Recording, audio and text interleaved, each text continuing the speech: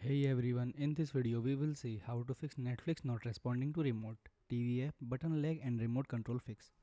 Fix 1 is check if the remote is working. Press the home button on your remote, then try opening another app or navigating through the TV menu. If no button work, replace the remote batteries with new ones. Make sure nothing is blocking the signal between the remote and the TV. Second one is restart the Netflix app.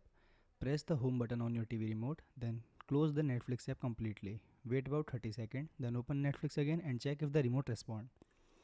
Third one is restart your TV. Turn off your TV, then unplug the TV from the power outlet, then wait for 60 seconds.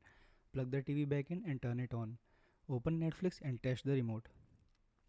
Fourth one is clear the Netflix app cache. Open setting on your TV, then go to apps or application. Select Netflix, choose clear cache, then restart the app and test the remote. Fifth fix is reinstall the Netflix app. Open your TV's app management system, then uninstall the Netflix app. Restart your TV, download and install Netflix again. Sign in and check if the remote works properly. Thanks for watching.